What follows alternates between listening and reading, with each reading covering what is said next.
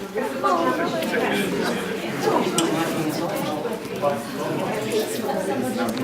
yeah.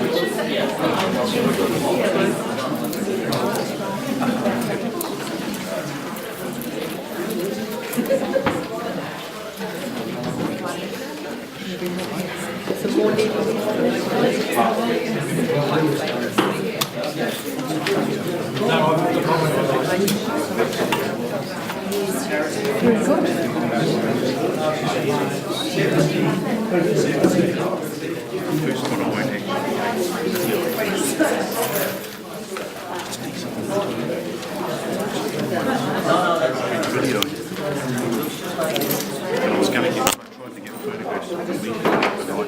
Yeah, that's right. Same Rubbish.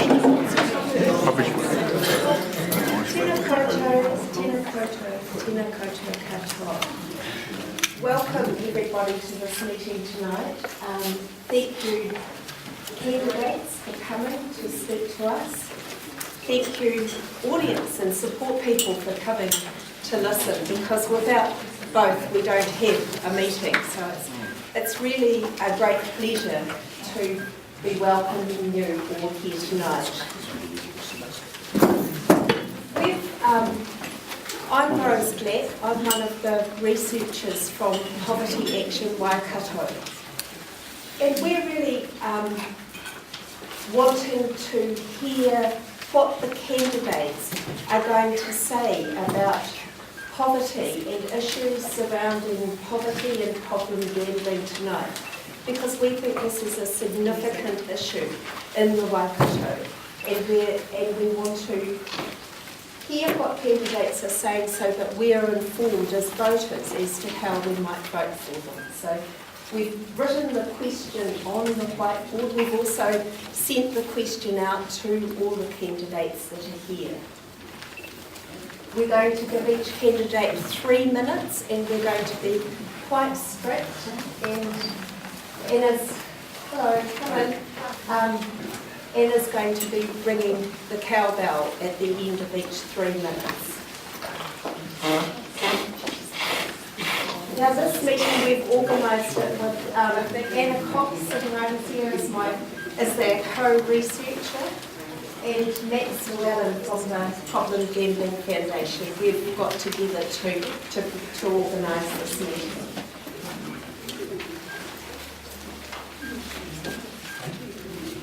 So I think we'll just, without further ado, what we've done is we've asked candidates to pick a number. We're going to give, you've each got 3 minutes to speak, and we're going to keep to that time as much as we can, and we would like you to address the question on the board. Thank you. So who's number one? Thank you. I was lucky, wasn't I? Okay, 3 minutes.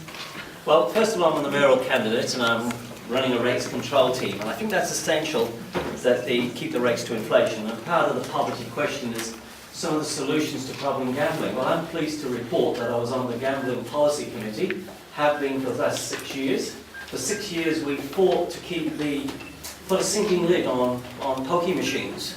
And in actual fact, for the last 3 years we couldn't get that. And I've got to confess, Councillor McPherson and myself drove that, but we never quite had the numbers for that. And this year, we've actually, just only about 4 weeks ago, we actually got a sinking lid policy. So that's the dream for that to keep on going. I think that's most important. Coupled with that is that if I became mayor, I want to have a blitz on these corner drinking stores and alcohol outlets. I think that is another area that you really should be talking about.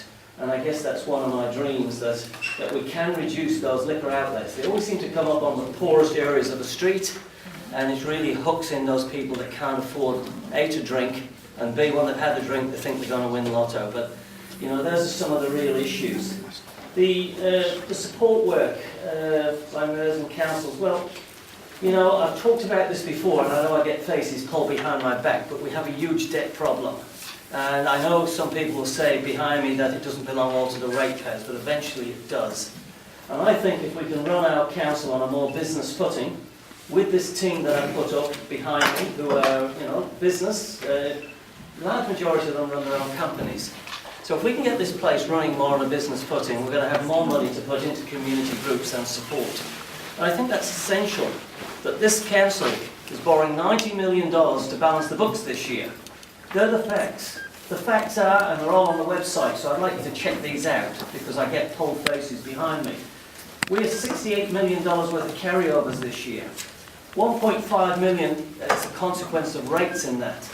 So there are areas that we can run a better service, a better council, with your money, and that we'll have money to support local groups. And I think that's what it's all about. In the last 3 weeks, I've been talking to that many groups, and every one of them has asked me for more money. And I said, we're running record debt, but don't worry, it's only 60 cents a week, somebody was saying, or $1 a week for the increase. If we can get inflation down to our costs down to inflation, we're going to save $2 million a year. $2 million. We save $2 million, there's $2 million to use. Personally, as a businessman, I'd rather knock it off debt, but if we have to listen to the public, if that's what you want, we save $2 million, there's $2 million there for you to spend. Our team is going to listen to the public, and we're going to listen to you this way. Through your rates bill, 52,000 rate bills go out 4 times a year.